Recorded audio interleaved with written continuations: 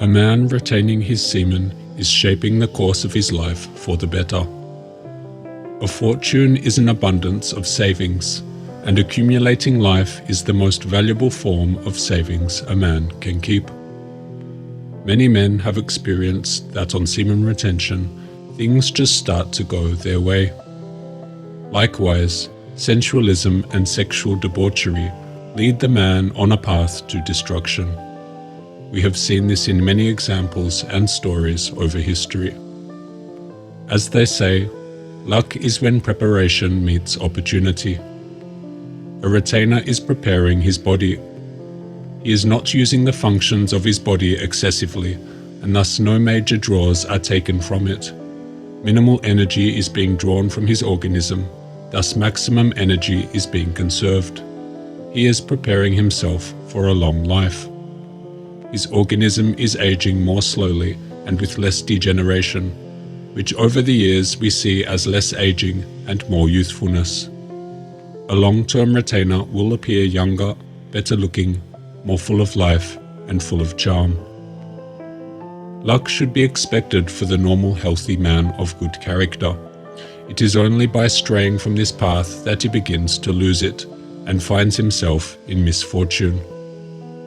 Many may ask why a path of sexual excess would lead one to a negative outcome in life. I will quote a work here from the 1800s on the masturbator. 1. His solitary vice is unnatural. 2. It prematurely develops a part of the nature which should remain dormant until it may unfold in an orderly manner. 3. It fills the whole being with longings and desires which drown out the higher intellectual and moral parts of the nature. These desires finally establish themselves and become, in a greater or less degree, the principal parts of the character.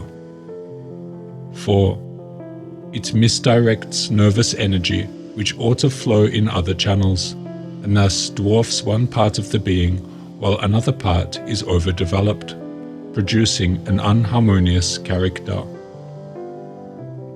5. It wastes the power of the body in unnatural loss and excitement, and causes physiological bankruptcy, in a greater or less degree. A kind of bankruptcy as much worse than the loss of a fortune, as this is worse than the occasional loss of a single meal.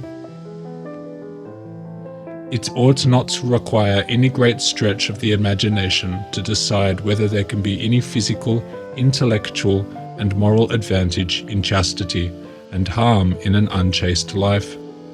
Is there any advantage in living a natural life, in not prematurely developing a most important part of the nature, in keeping the mind free from longings and desires of a most pernicious kind? That growing in the garden of the soul overrun it and prevent the growth of the higher faculties? Or in misdirecting or wasting those forces of the body which promote not only life, but fullness and richness of life? We must consider that a man retaining has at least some level of control over his sexual desire. He may still have ample desire, but not to the point that it dictates his physical actions. A man controlling his sexual desire is displaying one of the central tenets of good character, and that is self-discipline. A man with good character does not put his desires first. He often puts more of his energy into the service of humanity than he does into the pursuit of his own personal desires. Life always favors the man of good character, because he is of more value to the society he lives in and to life itself. Men who are not dissipating their energies in desire thus have more energy to invest in society, and as a result become more productive and over time more successful. Tesla gave his energy to the study of electricity and invention. Newton gave his energy to the laws of motion and mathematics. Da Vinci gave his energy to art and the anatomy of life. Kant gave his energy to philosophy and the structure of reason. These men of note all knew the power of a chaste life and redirected that energy into the service of humanity. Perhaps it is through these efforts that you know their names today. It is this knowledge of the correct use of the sexual organs which most men today and over history have lacked.